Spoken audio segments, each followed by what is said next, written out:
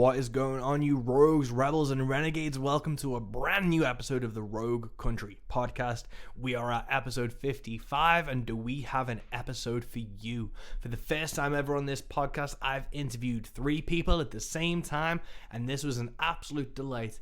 If you're aware of what we were doing last weekend, it was the Rogues Round Tour, where we hit Nottingham, Sheffield, and Bradford. Nottingham, we were joined by Ashley Harding, Cold Hands, myself, and Chris Dover. Sheffield was me, Chris, Jody Davies from Fargo Railroad Company, and Josh Beddis, and we rounded it off in Bradford with just me, Chris, and Jody. And what a weekend it was. From stage invaders in Bradford trick-or-treating at the most inappropriate time possible, which is me doing a slow song, to Sheffield just being a laugh riot, to Nottingham being one of the most respectful and attentive audiences we've ever had. It was an absolute blast, and I can't wait to share with you. The idea for this podcast was I was going to drop in some songs, but I don't want to bog this episode down too much and make it longer than it already has to be. But I recorded every single show we did with all the songs, and they're going to be released soon, so check out our Bandcamp when we announce. We are also going to be dropping some brand new Roge Country shirts on the 4th of November for Bandcamp Friday, so if you want to follow us, keep up to date with all our Bandcamp announcements, please go give us a follow at rogecountry.bandcamp.com. Now, tour dates.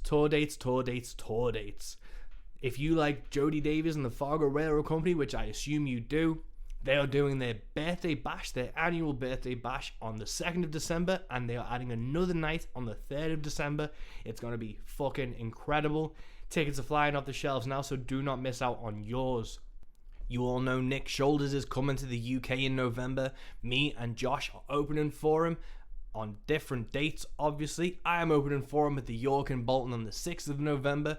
Josh is opening for him at the Bunkhouse in Swansea on the 10th of November, and it is going to be incredible to open for such an amazing artist. He is touring across the UK. Gravedancer is opening for him as well on all dates, so head over to his website to pick up tickets and see if he's playing in your city. What else are we doing? I am also playing with Cam Cole on the 17th of November in Manchester at Night and Day, on the 19th of November at Boom in Leeds, and on the 24th of November in Sheffield, I'm playing with him in The Corporation. Then on the 25th of November, I'm coming back home, and then I'm going to Wrexham to open for Ryan McCombs from Soil. I cannot wait for that. That's the Penny Black in Wrexham. I can't wait. I love Ryan McCombs.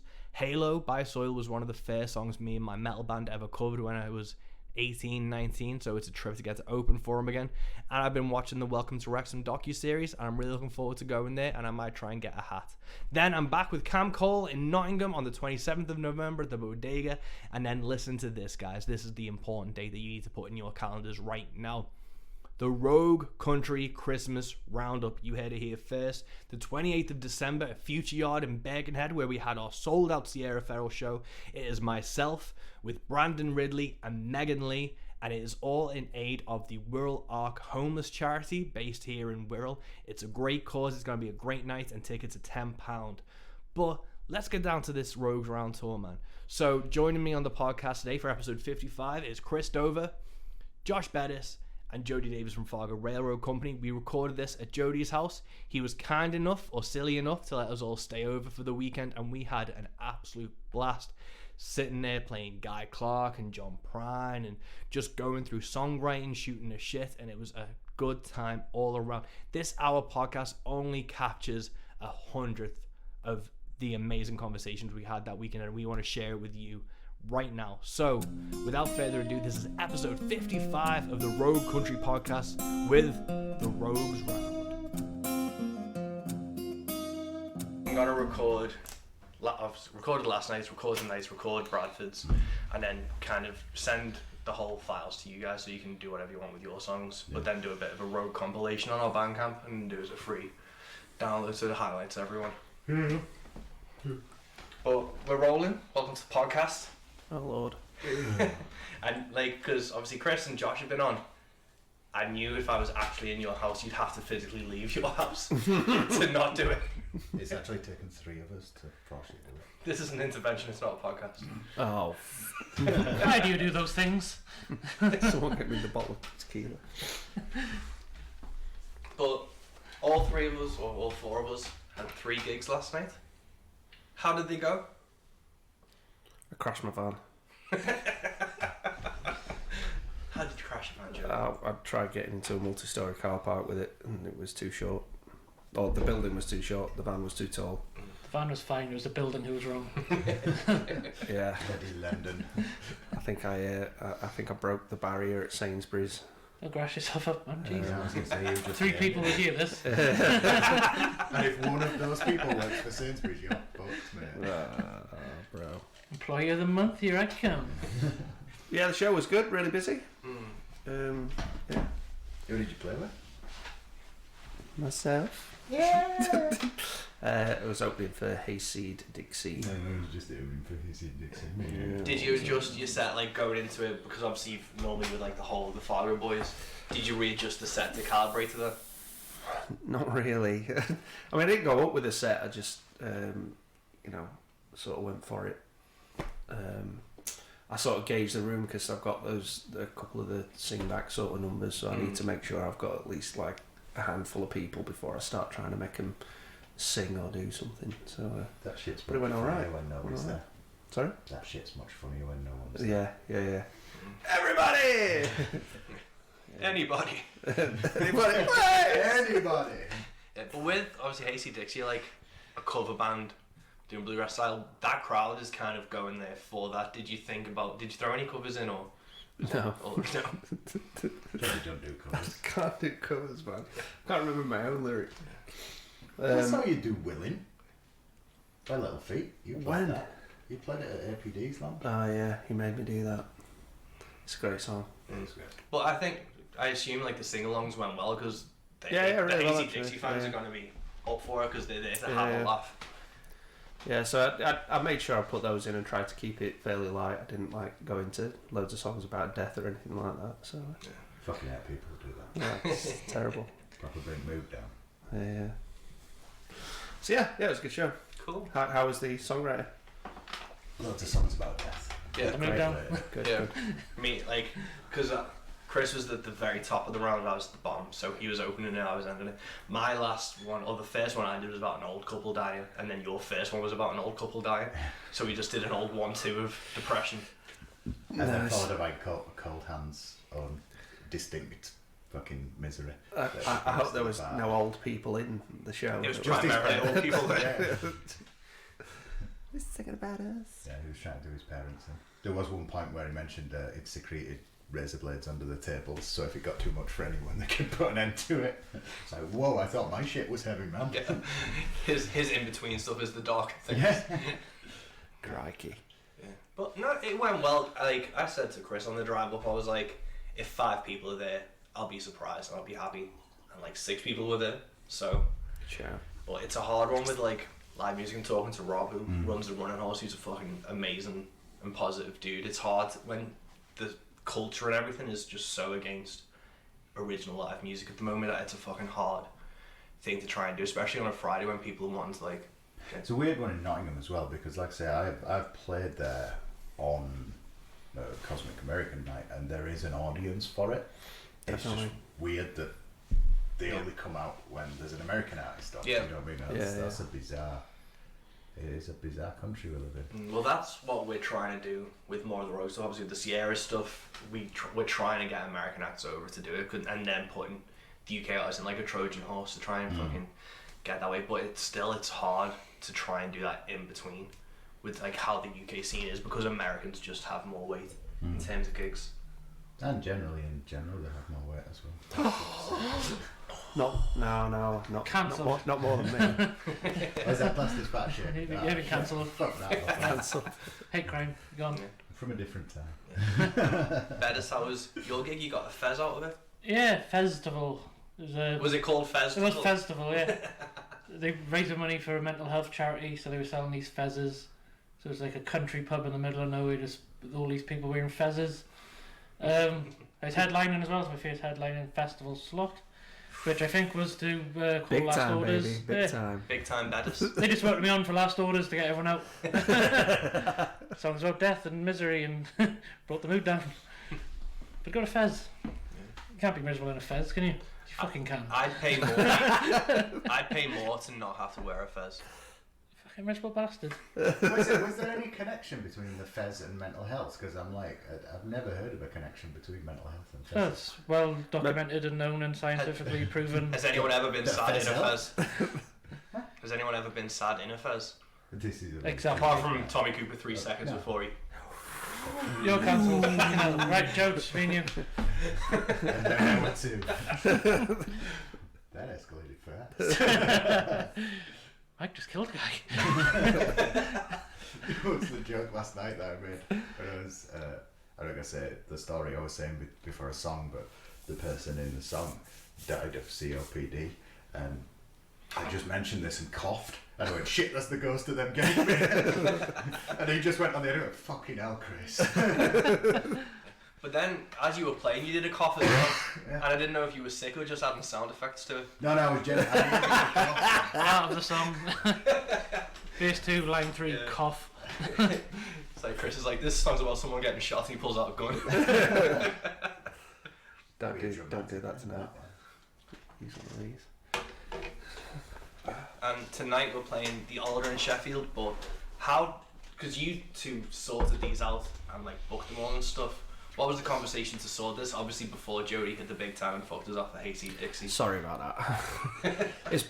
It basically started. I think we were probably drinking, and I was looking at the diary, and a bunch of my guys in the band were busy this weekend. So I was like, we should just do something. We should play a bunch of shows. I think at the time I wrote in my calendar to keep the dates free, but I actually wrote, this is a terrible idea. I think that's the first text you sent me. It was like, this is going to be a terrible idea, but... Do you want it? Let's fucking do it. I think you already had something in Bradders for the Yeah, summer. I was already booked. So after my album launch at War and Fable, James asked me to play again. I don't really like doing too long sets. So I like just picking the songs that I want to do on the night and do. Yeah, I'm happy with like 45 to an hour or something, but we'll have to do like the 2-set thing. I'm lazy, I suppose. So I was like, when he said he wanted to do this weekend, I was like, oh well, I've already got a gig, so let's build from that. And that venue is perfect for the kind of round thing. And then we just, the Sheffield was the one that was, so Nottingham running ours because I know the room's cool, and Rob was cool with setting it up, so I knew that would be an easy one. And then it was Sheffield was one where we didn't quite know what I was trying to get. I tried getting in touch with a venue director. They just didn't want to talk to me. So then I got Martin Bedford involved, and people have to listen to Martin because he's a legend. Yeah, generally Martin. So Martin found us a venue and a show. Yeah, it's going to be good.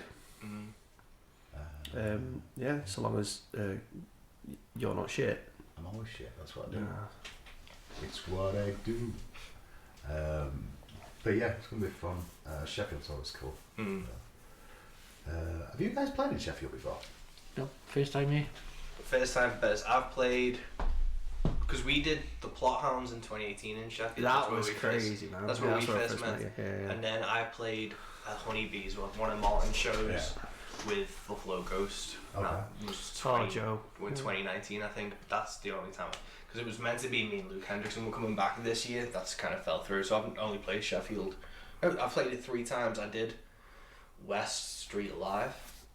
Yeah, in 2018. It's fucking dog shit show. But it was me and that Finnish band we were touring with.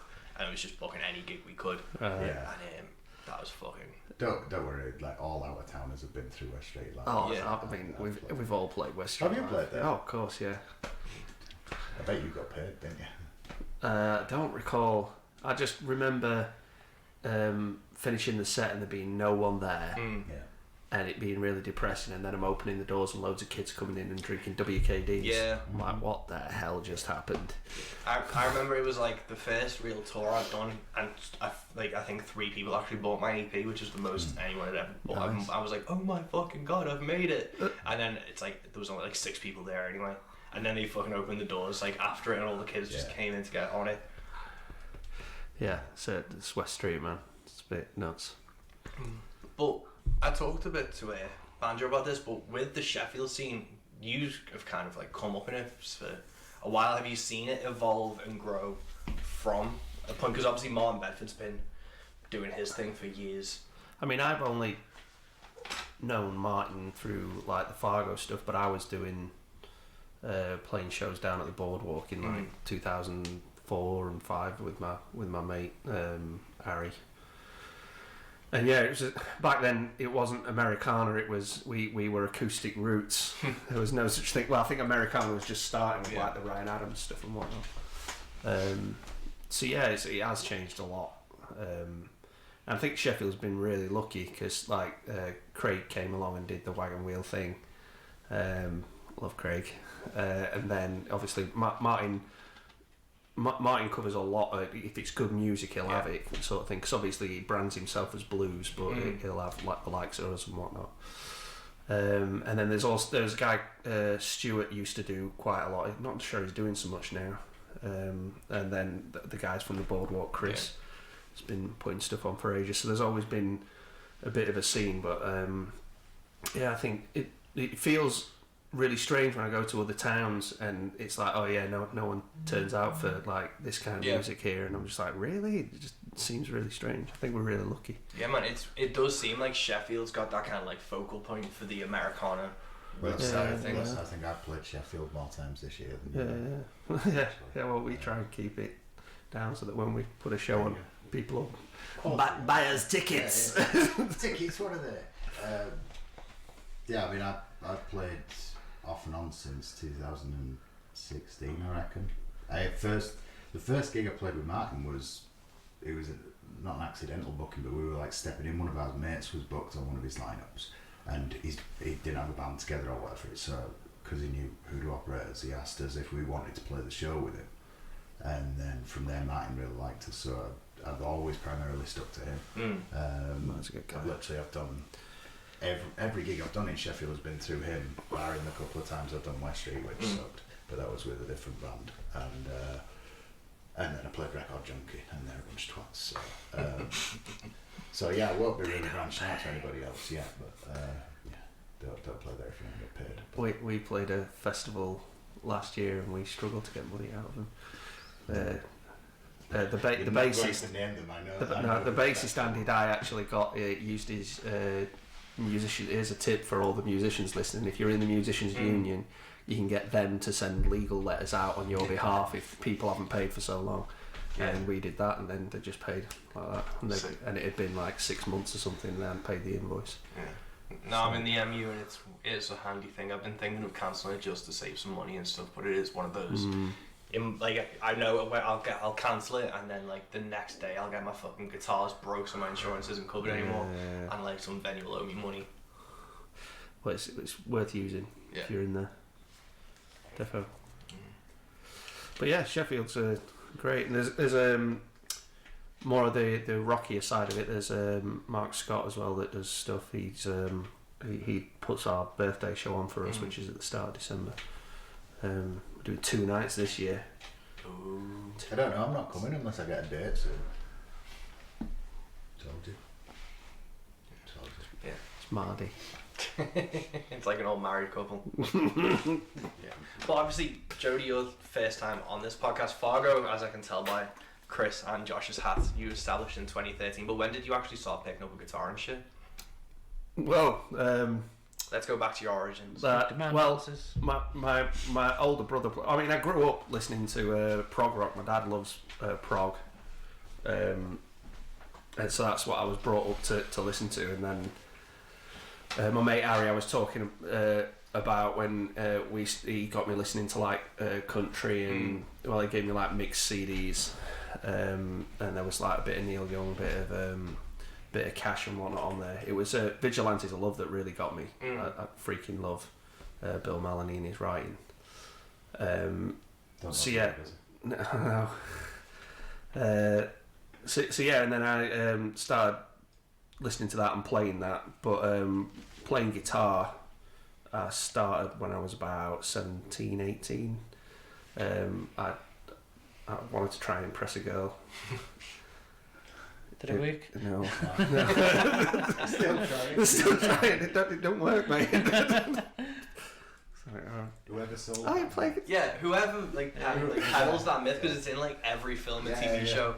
It's like has all you have to do is pick up a guitar and you'll have all the girls falling at your feet. I'm like, You never see any, you're just in your room practicing. there's a drive-by truckers lyric. It's something like rock and roll means well, but it can't help telling young boys lies or something. Like, yeah. I thought, yeah, get all the girls. No. It's like, do you play guitar? Oh, you play guitar? Oh, yeah, what do you play? Country. Bye. Yeah, well. One of you sent me the video of the guy when he sat practicing on the guitar. I think it was one of you guys. He sat and he's playing all this shredding, amazing technical stuff. And his girlfriend's like sat with her arms folded, and shit. And then all of a sudden he starts playing Wonderwall and she starts hooking up to him and shit. Yeah. That also didn't work. That pretty much sums up the issue at the minute. People want the familiar. Yeah. They don't take chances on original songs or music or You gotta play anything something up we the norm. know. It's really weird. It's even like people that you know do actively listen to like new music and stuff. Sometimes you'll get in a setting where you think, oh, this person's going to love this, and then even they switch off to it. It's so kind of environmental to the setting in which they're seeing people and as to how they regard. It is bizarre. You can never really tell what's going to put people off listening either. It's just trial and error of marketing and try and put yourself away in it. It is fun when you're playing a set and you realise you're losing them. And it's like, oh, this is where it's gone wrong. It's like, this is, for me, it's always like, I'll push like the politics or something. He did it at a biker bar called the Patriots. Like, he could have got more obvious that it wasn't going to go well. Literally, all these dudes in Patriot jackets got up and left. Yeah, I made fucking 9 people walk out. Big patch on the back, the Patriots MC. Yeah. But it is, even when I'm not doing it, and it's like you play like a faster song or something, and then you go slower, and then you can literally see them fucking start switching off and just move, and you're like, what the fuck? And then you try and like scrabble back to try and win them over again, and it's just gone. I used to always start with an upbeat, fast song, thinking, oh, well, that's the way to get people in. And nowadays, more often than not, I'll start on something, build up to it, and build to those songs, because you almost want to get them on the quiet stuff first, don't you? And then lure them in, and then start to pick up. But for years I used to think, oh, well, you need to start big, don't you? But that's really don't work with what we do.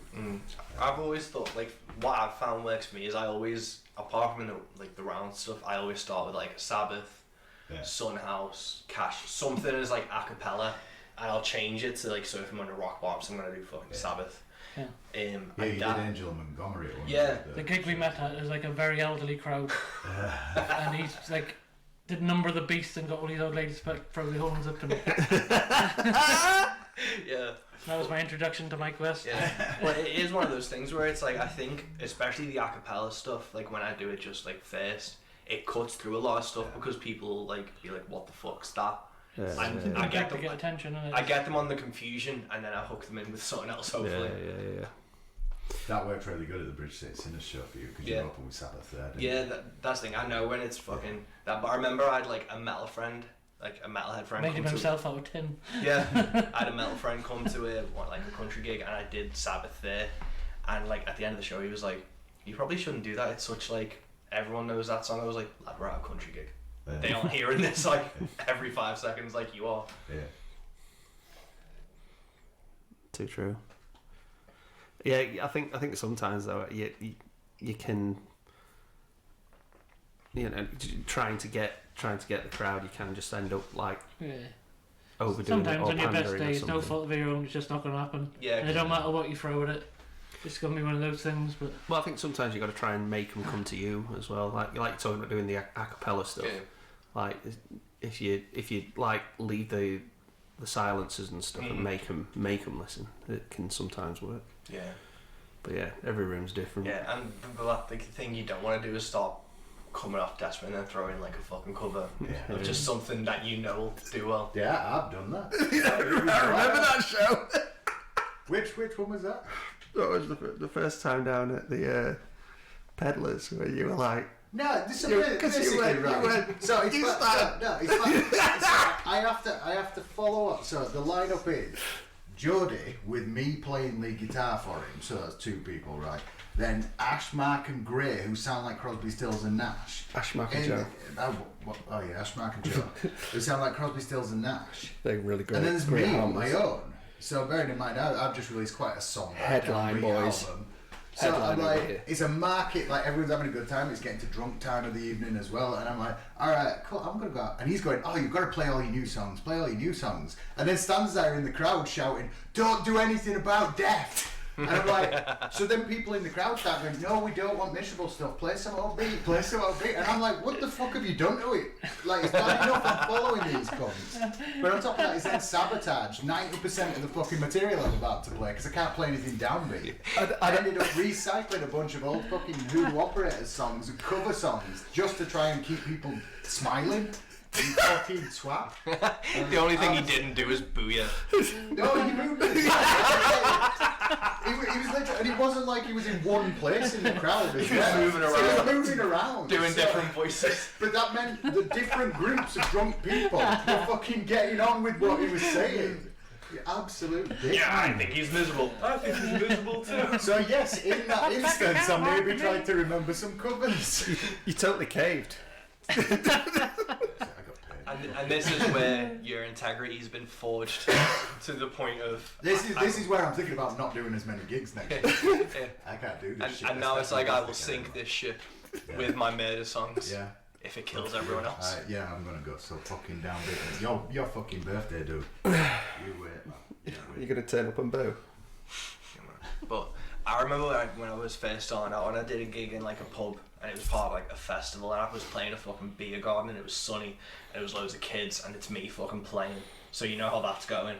And I remember Parks and Rec. Yeah, I fucking caved and did like a Lumineers cover, and to this day I still hate myself for that. Do you then Hey, you do Wagon Wheel? No, I did used to do Wagon Wheel years back, but not these days. Was it you I was talking to about that one at the other day? But yeah, there was a certain point in time, what did we work out? It was like 2018, maybe, where it became like a no-go. But actually, prior to that, it's a pretty good song. It is a good song. But yeah, as soon as very overplayed. As soon as Hootie released it, that's it, we were screwed. Yes, you gotta do what you gotta do sometimes. But yeah, I do generally avoid the popular covers except for one, Yeah. and that's because I like the song. So I got booked at a sports bar once. I was told like they got like another pub that does like a folk group on a Sunday afternoon. I'll come to another venue, it's gonna be great. Show up here, it's a fucking sports bar. Everyone's on the piss watching the rugby. They've been on the sesh all day watching rugby. I had to wait for the rugby to start the thing. And you could just see no one wanted me there, I didn't want to be there. You're just going horribly wrong. So I did like my 5 upbeat songs. I did Galway Girl 3 times. And did like a 15-minute long version of No Woman No Cry by Bob Marley. And got them to like sing bits back to me. He's like, man, I should just stretch it out for enough to get paid and get the fuck out of there. I thought Welsh rugby fans love to sing. Yeah, not murder songs and All depression. right. yeah, Not should Long be Black like Veil. Neil Diamond. Someone took me to the side straight after. Was like, it was good, boys, but this isn't quite the place for that. Yeah, but Why didn't you go You're down? telling me. So why didn't you go down the other pub on the? Sorry, I said I do. They told me to come here. Literally widescreen TVs behind me. Everything just Back Hoodoo Operators days, we got booked in some place that was near Nottingham. I can't remember what it was called, but it was a little boozer, and we were booked for 3 sets, like 3 35-40 minute sets. So the pub had like 3 rooms in it, all with TVs on, and everybody was just watching the TV. So it was like wrestling or something was on TV, because I know we were watching it while we were playing. But the first set went down like a lead balloon. Nobody was listening, nobody was enjoying it, but we're like, we want to get paid, so keep playing. So slowly people are starting to filter into this smallest room at the back. Like then all of the people over the course of the night started moving in there. Like between the second and third sets where we sat down, this old boy comes up to us and he pats us on the back and he's like, I really like you guys, you know, you're good old boys, aren't you? And starts with the most racist diatribe about how they have no black people there and stuff. And literally to the point where like I went, I'm out, and stood up and walked outside. And then after he fucked off, we literally went to the girl at the bar, because at this point everybody in the pub had moved into this tiny room at the back away from us. So it's us, a whole pub, and then a tiny room full of people. I mean, yeah. And we just went, tell you what, love, just pay us off and we'll get out your hair, shall we, so people can move back out and then split from there. What's that place called? Because you need to avoid it like the plague. That was like East something. the last pub gig I played was like that in Warrington, and they told me to get there for like 6, so I did, and then I did like first half of my set, and then people only really started coming in from like 9, but there was an old couple who'd been watching me for my first half of the set. Then it was like a load of fucking people on the piss came in, and then they were like, you do know you were meant to start playing at 9 and you're meant to be playing till 11. I was like, what the fuck? And then they'd set me up in like a corner near the toilets, so people kept stepping over me to go to the bathroom. Yeah. So I was like, I just fucking stopped and was like, listen, I'm just gonna fucking get off. And the guy saw his ass and was like, well, you're not getting fucking paid then. I was like, well, alright, then I'm gonna fucking hang around for another hour. And I just fucking did instrumental shit. I just fucking did all my songs again, just not singing, because I was like, they don't give a fuck, why don't you just put Spotify or something on? Yeah. Crazy. And that was like, I was texting you, I was like, I'm never fucking doing it. Say they don't want you there, you don't want to be there, no one's getting what they want, what's the point? Yeah, it's more of like a principle of like, we have live music, but it's like no one gives a fuck. Yeah, there's a lot of that. I think people, well, I don't know if it's a cultural thing or what, but people are like, oh yeah, there's a live band, let's go down to the pub or something, and then just talk all night. It's like, just go somewhere with a DJ, bro. When I was trying to do the kind of the coversy circuit kind of thing a couple of years back, I thought, oh, I'll give it a go. And I ended up playing a lot of my own music anyway, so it was alright in that respect, but I played a certain chain of bars that guaranteed you a payday on like weekday nights and stuff, and it was really nice of them that they did that, because loads of musicians I know were making a living through the week, and they always had live music on in the background. But being that I actually give a shit about what I do on stage, nobody claps, and like nobody even acknowledges that you're there. So you turn up, you plug your guitar in, you set yourself up on PA, and you start playing. And you play 45 minutes, you have your break, you're allowed one drink and some tweet in between. And then you play your second set, go to the bar, give them your bank details, and then you leave. Aye. Nobody talks to you, nobody gets involved in what you're doing. Nobody gives a shit that there's live music there. Unless you get somebody firing out Brown Eyed Girl, do you know what I mean? And it's like, it's just such a weird, I always thought it was great for the musicians that were doing it full time as a way to get a weekday payday. But at the same time, I just, my head soul destroying. Yeah, it was. Yeah. Like, I mean, that's a good thing about when you, because obviously we're a band situation, we can, and we've, I mean that song Barroom Band I sort of wrote about being, because we go into like bar rooms where people are just like chatting and whatnot, and usually we can win a few over. And, if you've got a full band though, you've got a full sound and you've got a fighting chance of getting someone's attention. And it is fun though when you go in and it's like abject apathy, and by the end of the night you've sort of turned them. It's like there's a real sense of gratification. Never underestimate how much fun it is to call you an asshole. Exactly. Everybody loves it. You notice as well, like they all come in like the last song, and you get a sudden rush of people coming in for like a late night drink, and it'll be like your last song, you just get ready to pack up. Oh fucking hell, give us another song with it. And you've been pulling teeth all night long, no one's tuned ahead, and just as you get ready to fuck off, there's suddenly like a mob of people through the door. Yeah. When I was doing those gigs and Sid would come with us, we'd go into a room and you could tell from the get-go it's gonna be shit, and she'd be like, be nice. Because I'd be playing and I'd literally start counting how many people clapped and turn it to whoever made eye contact. I was like, I got 3 then, make a note of that. And then I'd play the next song and I was like, I got 5 claps then, make a note of that. And then I'd play again, I was like, I only got 2, I fucked up on that one. And I was being so sarcastic and twisted and bitter that I was just tanking for myself. But it's a hard one, man, because I get full-time musicians wanting to do that. But it's like, is that what's the cost? What the type of full-time musician you want to be? Is it worth saying you're a full-time musician to be doing those soul destroying things? The thing is, I know some people who do those kind of gigs, and you know they love it. They just love being able to play music for a living, and I don't think there's anything wrong with doing that. I don't put it. I think if you take an enjoyment out of it, I think because from like our perspective, it's just like you can't really wrap your head around wanting to do that. But if you do like doing that and you enjoy playing covers and people singing along to those songs, fucking have I enjoy all the gigs in the world. There's great money in function bands, but like they are pure soul destroying. You'll never get more aggravation on a night than a fucking function. But you know what, dude? I love aggro though. You know, if someone starts kicking off, it's fun. One thing I will say though, when it comes to function bands, and a lot of those guys that play that kind of circuit, those guys actually sit and they own their craft and they get really good at what they're doing and doing their own styles of whatever covers they're doing and all that. And they're totally worth the money that they're paid for doing that shit. I have most issues when you've got like your weekend rock stars that have like a classic rock, dad rock band that take up these paying gigs in places, and you look at them and you go, well, this is a hobby for you, so why, like, this is your hobby at the end of the week, why are you insisting these pubs pay you what a proper function band, a proper full-time musician should be getting paid? That's the weird thing in it. When You always find they have the worst attitudes as well, giving the sound guy stick and just aggravation all night, you know. Yeah. You're looking. I like it. It's fun.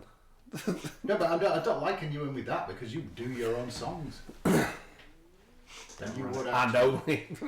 Yeah, and only. And nobody else's songs.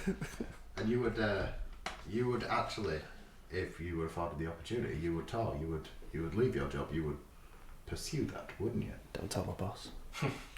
Which one? The new one that's offered you the new job. Oh, got that. Broke through the fourth wall. But yeah, I think like I said, when you're with a band, it's a different thing altogether. Because we can and we've got like tender, softer stuff, and then we can just smash and grab. You got someone there with you as well, so if it's going dry, you can take the piss out of each other. There's a lot of that. I remember, like, one of the I used to have I don't know where it went, probably on my old phone. I took a photo of my drummer in front of the room, you know, the Grove at Leeds. Yeah. He's like that in front of the room, like thumbs up. And this is like 2 seconds before we start and the room's empty. It's like we've driven to Leeds for a practice, lads. It's fucking weird is the Grove, because the Grove's a really cool little folk venue. But I've always found it's one of them where if your face fits, you've got a full room in front of you. But if you're not in with the right people, you don't seem to get anybody. I played there one night, and there was me. I had a fiddle player with me, and one dude from Black Lace, like, sat watching, and that was the night. And they still paid me. They're like, there was no fucking. Is that Alexa getting involved? Alexa chiming in. Which phone number, contact or device do you want to call? Shut your fucking face. I was worried that have you seen the reel where Alexa starts going on about like Which phone number, some sort of porn or something? I'm like, no, Alexa, don't tell him. Play Jody's favourite porn.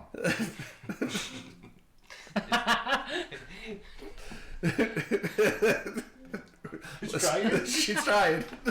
She's trying to hack into your fucking private page on your phone. She's trying, but she's disgusted. Yeah, it's a hard one, man. And like I've said this to you before, and we were talking about it yesterday, where with what like we do is like genre specific, and you wouldn't see a black metal band playing the fucking pub circuit. They pick and choose where their gigs are, and then that is where they get in enough from people eventually to build a career. And that's where I think if you're playing an acoustic, you see the pub circuit as a thing because they're all playing acoustics. But really, you need to actually see the genres that are playing there and stuff, because you know pubs are just playing anything and everything. So it's you need to be, if you're a country singer, you need to be playing in front of those type of audiences and being conscious of where you're picking and playing. We're just gonna get country roads yelled at you all night. Yeah. Every day. We've found that going round, there's certain towns that have, like, I mean, I've mentioned a whole bunch of promoters in Sheffield. Like I said, we're really lucky. But every now and then you find a town or a gig venue or somewhere where there's a promoter that just does a really, really great job of having their own audience that trust them. Yeah. So they're the places you need to seek out. That's what a scene really is built of. It's not a load of pubs just throwing music out. It's having like 1, 2, 3 dedicated promoters to a genre and putting those on, because then you trust that promoter to be putting stuff on, and that's where more risks happen and stuff, like Square Roots down south. Yeah, it's is it Ken? Yeah. We met him once. I'd love to get down there. Yeah, that's what I've been trying to get on his. But then it's one of those things where it's like, because of his market and his audience, it is hard to get onto those because he's booked up for so fucking long. No, I get that. The well, I always thought that Nottingham was like that with the Cosmic guys. We've had a few shows with them. I mean, I've always found with them. I obviously did the Willie T. Taylor show with them, but I don't know. Whenever I've kind of hit them up for other stuff, Maybe that's just me, but I've not Well, been you able are- to really infiltrate. You are awful. But then I still think they're quite like new to it, aren't they? They've only been. No, they've been around quite a well. while now. Yeah, I've been going over there like when they were using the maze. I've been. What I've year was seen that? way back before Fargo started. So Really? like noughties, they were over there putting stuff on. But I just think in in the last like 4 or 5 years is when the Americana and country scenes really like solidified, and now it's like everyone's trying to like establish themselves from like that kind of point onwards. Because I think that like in the UK especially, it's kind of been since 2016 people have really given a shit about this type of music again. Have you found that? Because obviously you've been playing since like 2013 with Fargo and stuff. Yeah, I suppose. I don't know. I mean, because we do all right with like a rock crowd as well. So we I haven't really noticed a big upturn because I guess we've always had like the rock side of it, or people from the rock side that liked us as well. But yeah, I can see what you mean. Yeah, we said this last time where he's on. Like rock crowds are way more open-minded than country crowds. Totally. That's like who you need to get in front of, is like an open-minded rock crowd. Like, everyone's got their own idea of what country should be or how it should sound or what they're looking for, and they will not budge. It's a lot harder to sway someone who's got a specific idea. But even like I said, my father brought me up on like prog rock, but we still had Freebird. Yeah. You know, because he loves all that. So you know, I think a lot of rock crowds like love Skinhead, and that's sort of like the gateway to it. Yeah, and I mean I love Dire Straits. Don't hate me. But I'm just not a fan. But like towards the end, Knopfler was using loads of pedal steel and country instruments, and then he went and did the something Hillbillies, the Notting Hill Hillbillies or something. That reminds me though, I played up by me, there was like West KB Live, and it was like a generic festival where all the pubs had music on, and my mates, like he used to do a project that was like psychedelic folk punk absurdist poetry, which is as fucking crazy as it sounds, where he was playing a venue for this festival, and before him was like a Dire Straits cover band. I was just all these dads playing fucking like all these rock covers, the crowd were loving it, they got off, he got on stage and started doing his weird fucking Eckhart Tolle like rants, and the guy came up and stopped him after 3 songs and was like, "You're done. You can't do this," because the entire fucking venue was just hating it. Oh, right, okay. But like I love this stuff, but it's just amazing when you see like that turn like instantly. Yeah. The only thing they didn't do was just grab the guitar neck and be like, "No." I think whoever did the booking there needs a sorting out. But just a little example of the way audiences are towards like tribute music and stuff. I was having a conversation with the band that came through the venue the other week. So it was a band that actually had a lot of hits back in the day. I won't say who they were, but I was talking to their tour manager. And they were saying one of the routes they were making money, they were getting booked on, like these tribute festivals, but as the headlining act, because obviously they're the real band playing the hits that they play. But he said they've stopped doing them because what was happening was they'd have all these tribute bands on before them, playing all the greatest songs ever written, and the crowd was fucking loving it. And then when the actual band that was headlining came on, obviously they're still not better than Led Zeppelin, do you know what I mean? Or AC/DC or Foo Fighters, or that's such a not, weird... not better, but you know what I mean? It's like the iconic, not those sing-along iconic hits that have been millions of. So even though it was a tribute act playing those songs, the audiences were more receptive to the tribute bands than they were the actual band playing their hits. My brother does it. Like he tours with various bands, but he does like this tribute thing to top his wages up basically. And the amount of stick he's gotten for not having the exact same drum kit, or not doing it note perfect. He said it's a nightmare. Like if he doesn't do it exactly how it's supposed to be, he gets loads of abuse online. And say it's a big scene and it's well paid, and that's why he does it. But like, there's a whole other can of worms gets opened if you're not exactly what they think it should be. Yeah. Like he does a Def Leppard song and he's like, "You have 2 arms, you're a fucking phony." Get that off. we opened up for a Hendrix tribute once, and he was great, this guy, but he was right-handed, but then he played left-handed guitar, so it still looked upside down. Yeah. It was really Smart. good. It's all about the attention to detail. Attention to detail, bro. Yeah, well, I couldn't do that. I'm terrible at my own songs. I've thought about doing parody tribute bands like this Stofferson, and I just do like my versions of Chris Christopherson songs. It's like the is it Elvana, the guy? Yeah.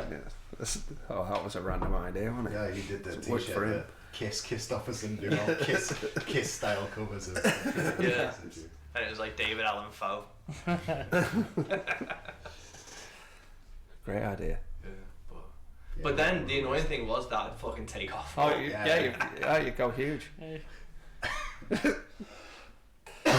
What's the point in writing songs? But then, you, like you said, if you got that novelty act, you can hit every festival circuit there is. They love it. They got Ned Flanders metal band. Yeah. To be fair, they are. They're fucking awesome. So have you seen the McDonald's thing, Sabbath? Yeah, Max Sabbath. Yeah. Yeah. They all dress as McDonald's characters, and then all the songs are all Black Sabbath songs, but they've changed the lyrics so that they go, you know, with references. Yeah. Have you seen the video of Ozzy watching them? Yeah. Yeah. That's And laughing great. his tits off while he's watching it. Yeah. Probably tripping balls. Yeah. Thinking about all that royalty money he's going to be Yeah. getting. That's it, man. It's smart. Yeah. We need then- to stop this giving shit about the art and start making some money. Come on, lads. But then it's one of those things, I can't remember who I was talking to, but it was, I can't remember what band, we were talking about a band, and I think it was like one of those like folk punk bands where they'd ended up on like metal festivals, and they were like, that's all well and good for like a season or two, but eventually like it's too much of a novelty that people can't be bothered to fucking come back and see it multiple times. It's like, it's good to get them on for a bit and Not going to get, connect to that. but it's not Yeah. going to like maintain. Because it's like, you could have like the Ned Flanders metal band on, but how many times are you going to see them on a metal festival and be Yeah. like, no, I'm not going to fucking... But it's the same with the Elvana, isn't it? Yeah. It's those, the Hissy Dixie or another one where it's sort of, you have your moment where it's hot because it's gone viral or whatever at the time. And then once you've gone through that summer, then next time round it'll be slightly smaller venues, and next time round it'll be slightly... And you do find that they tend to keep... Yeah, they plateau to a certain sustainable point. Well, that's, I mean, that Which is when you end up with Fargo supporting you. but that's, I think that's the same with everyone, isn't it? There's like people who have A pomp. like a hit, like Deep Blue something. What happened to them? Breakfast at Tiffany's. I think they had a very successful career afterwards. Did they? Yeah, I think so. But then, like, you can't really win Still sometimes not, I because know. if you keep doing the same formula, then you lose the fans. If you change it and do something new, you lose fans. Yeah. You can't, you can't please everybody. If you go electric, you're Judas. It's almost like if you just give a shit about the songs and do what you want to do, then, you know, you might just enjoy doing what you do. Oh yeah. You still have to do a TikTok though, Chris. This isn't going to just... Yeah, doing it! It's not like you got a gig or two. You dirty rat bastard. No, I think we talk a lot about when it all goes wrong, but there's some great shows out there, and When it goes right, it makes it so worth it. well, I'm so thankful for when you get to a show and there's like real music fans and Yeah. Somebody gives it's a so shit. good, so good.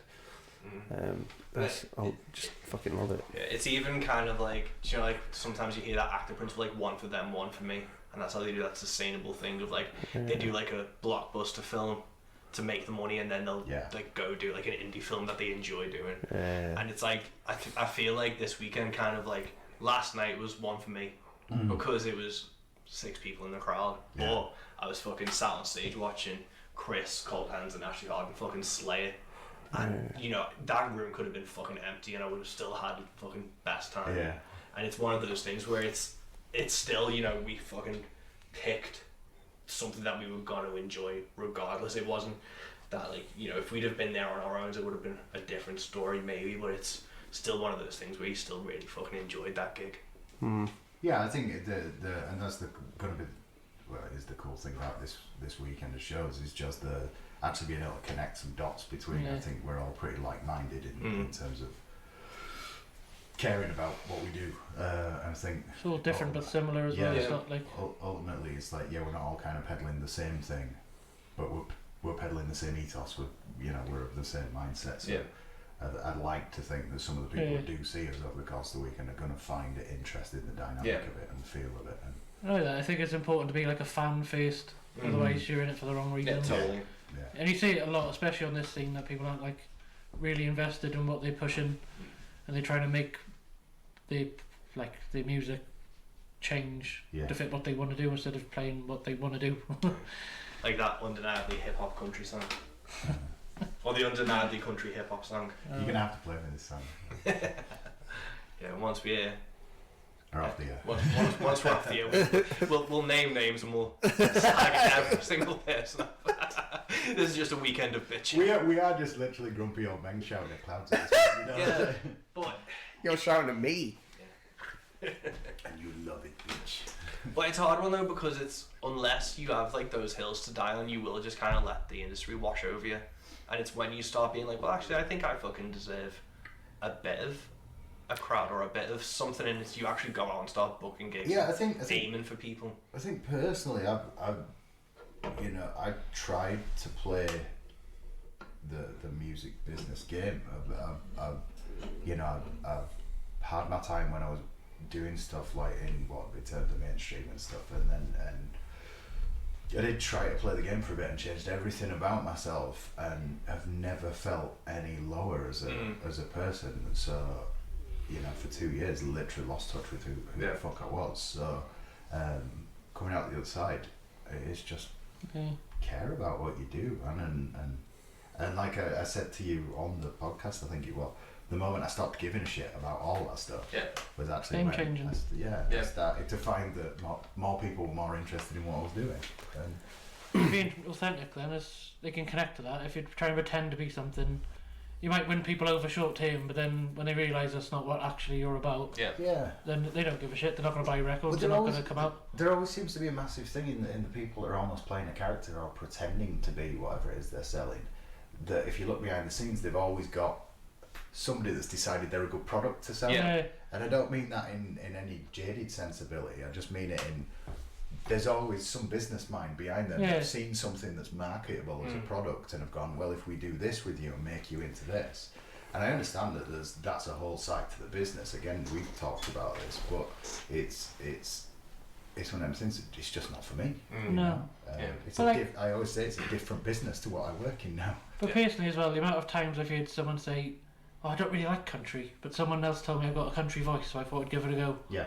So, Really? Yeah, I've heard that loads. Really? Yeah, and like people who've like been up for awards and shit have told me that. Yeah. Like, I'm not naming any names, but I've heard it a lot. And it's like, well, why are you basing your whole career now of someone saying something in passing when you could be doing something that you actually want to fucking do?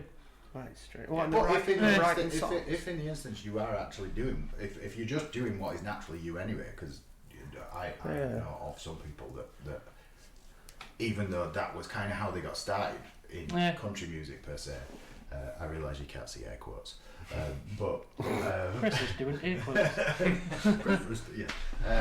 but I think so long as they are still doing what they actually want to do, then that's all well and good. I don't feel there's any gatekeeping to it. There's a whole myth of fake until you make it, and it's just bollocks, isn't it? But I think the same principle where someone sees like X in someone is like, we're gonna market that. Yeah. As an artist, you should still look at what you are and what your unique features are, and then you market those. But it's making sure that it's the authentic and like integrity part side of you that you're trying to push, and you aren't trying to do something fake to get.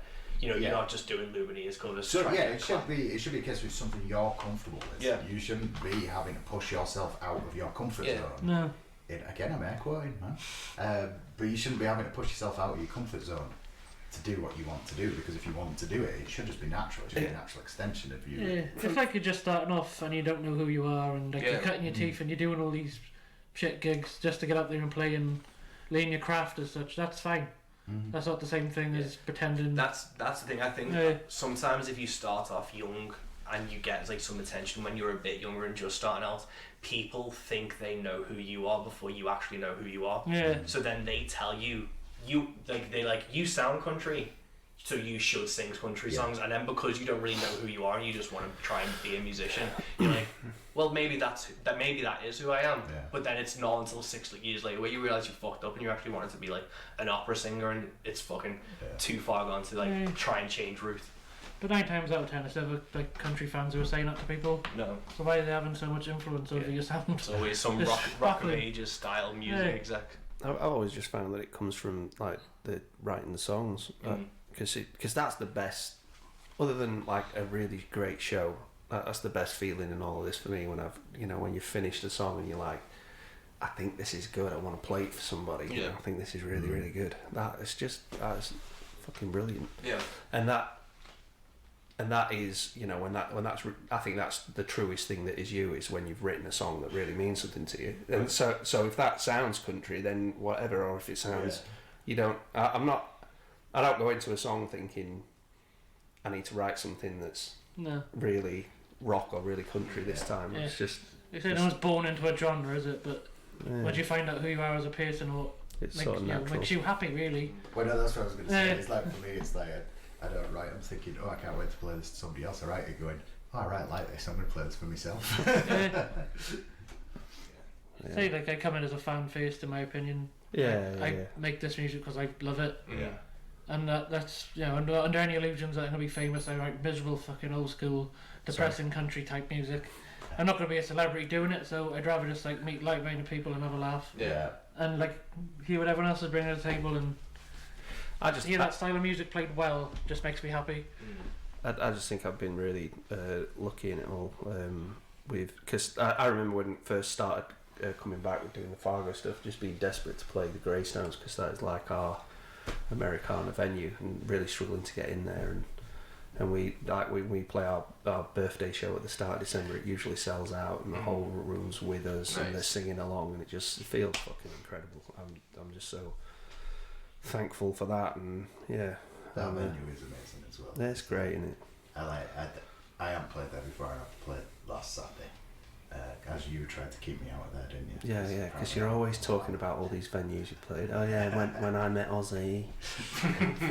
I was literally showing the picture last night. But and that room is just so cool. Like it's lovely. The audience and everything was just, we were talking about those ideal audiences where I could have stood there and done anything from my back catalogue, and they would have been with me for every word. But apparently I couldn't have done that song that I fucked up last night. But all my other stuff in my back catalogue. If you get a good show in there, then they love it. Yeah, if there's anything you guys can get on over there, then. But I find that quite, like the one you did, because it's quite acoustic. I actually find that quite like freaks me out now, because I used to be very acoustic, but now I'm so used to being with the band. If I'm in a room and there's people just sat there with their arms crossed watching me, it's funny, not smiling, I'm like, I don't know if I'm doing well or not. That's it. I'm the opposite of that now. Whereas once upon a time, when I was in the Hoodoo Operators, we were all about the party and everybody. So I want people heckling. It's like, come on, heckle. And now I'm like, did he just speak when I was playing? There's a big jump going from a band to doing something on your own. I mean, there's some great moments in those shows, but I do find them I get a lot less nervous going on with the band. Yeah. You do feel exposed for going from like big sound to on your own. Yeah, man. I remember going from a metal band to acoustic, and it was fucking crazy to just because it was like I had a fucking pointy Dean Razorback V. And I was fucking screaming. Like David Allen Go. Yeah. And then I was went from that to fucking an acoustic guitar, trying to sing properly, and I was like, fuck. Man, I see it burn the button now. Are you gonna die today? Not today, my child. No, absolutely not. Just get your settled, boy. To be fair, for best case scenario for us is one or all of us die, and then the shows would. And then the rest of us would do so well. Two shows that last night wasn't good enough. Yeah. But then it would be a cult one that would be talk. Yeah. I feel like the really bad Monty Python's episodes. It's like no, but they're great. But Chris, I think Chris is done. Chris is done. He's off to charter a tiny plane. But roads and around to Sheffield tonight. Are you guys changing your set list or thinking of any songs in particular? I haven't really thought about it. I'd like to do You guys some of have my. set lists? I'd like to do Right some on. of my newer stuff, but I'm just worried I won't remember the lyrics. I've been not doing set lists for this, and I've been trying. My aim was to like do like my newer songs and my more chilled songs. Like I wasn't gonna play Work On this weekend, but I got a request for it, so I had to play it and please the fan, and it was actually asking me to play it. And So he was sat next to him, so you have to do it. I had to. Yeah. And I'd already written one of his songs for him. So What did you do? Midnight Friend. Oh yeah, you did that as well, Creeper. Yeah, Ashley was talking about like he's like his wife had told her. Shout out to Ash. Yeah, shout out to Ash, who's Very fucking good. incredible.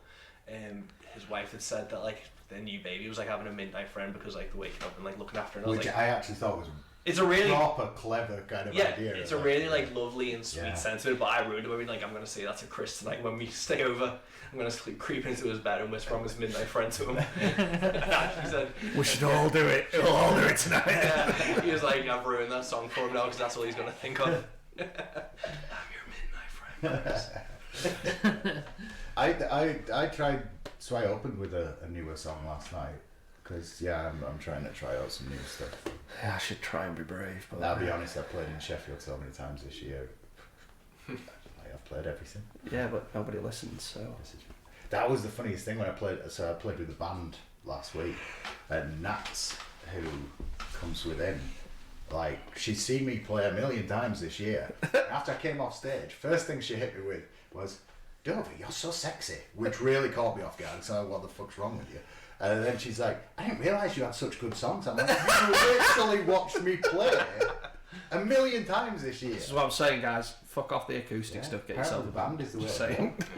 I think, but that is the thing where it's like you're playing and it's, you can even play to the same person like 10 times, and it might be the 11th, 12th, 13th time Before where the something penny clicks. actually Yeah, drops yeah. and you like connect. Yeah. It's a weird one to put that like time in. If you got a song to match their mood, Yeah. then Yeah. it'll hit you out of nowhere. And But she's told me great set a million times this year. Yeah, but No, that's the cop out though. Everyone Whenever says anyone great says set. great set, I think you weren't in the room, were you? yeah, that's like clicking impressions on Facebook. yeah, it's like, They say. yeah, it's like that thing I put in the group chat where it's like you go, oh my god, that sounds great. Like 30 seconds after someone sent a 5-minute clip.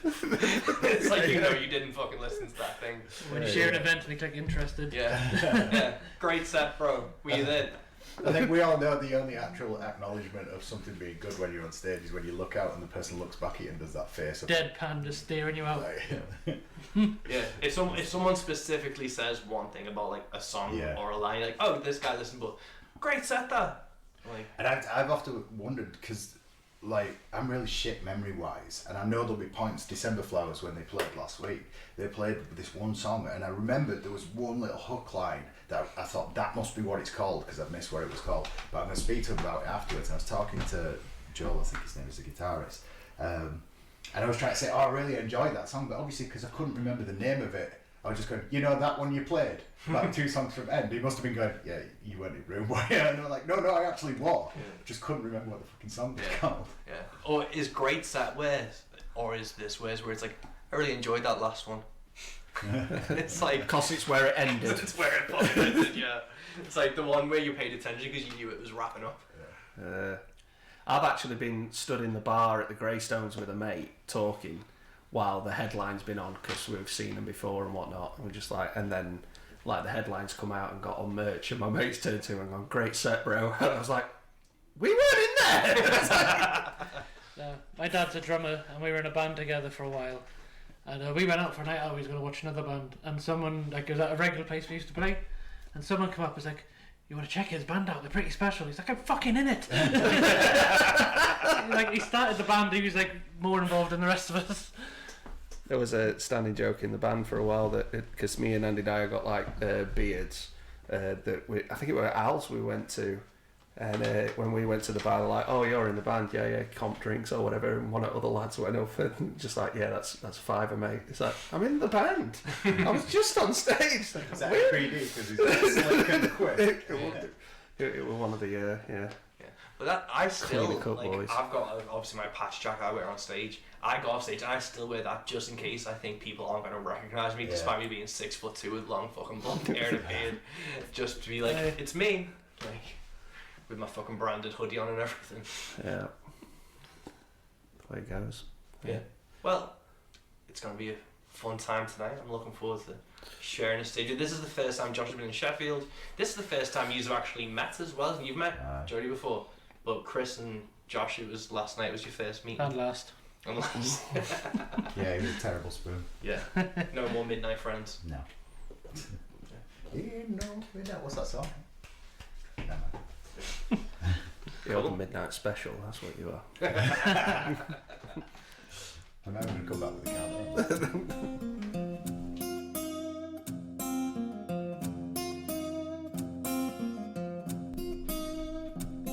And that is episode 55 of the Roge Country Podcast in the bag. Thank you so much for listening. If you enjoyed this episode, please drop us a review on Spotify or Apple or wherever you're listening to and all that jazz. And make sure you check out the Fargo Railroad Company's birthday bash on the 2nd and 3rd of December. Chris is always gigging. He does not stop. Josh is opening for Nick Shoulders on the 10th of November at the Bunkhouse in Swansea. Cold Hands is always gigging. Ashley Harding is always gigging. Both of them. Cold Hands is in Nottingham. Ashley Harding is in Cornwall. You will not regret checking those out. If you've not heard them before, keep an eye on the Roge Country Bandcamp page because we are going to be releasing the live recordings of these shows and you will not be disappointed. We are also on the 4th of November going to be dropping merch, so keep an eye out for those. Keep supporting the things you love. Keep doing the things you love. And until next time, guys, peace.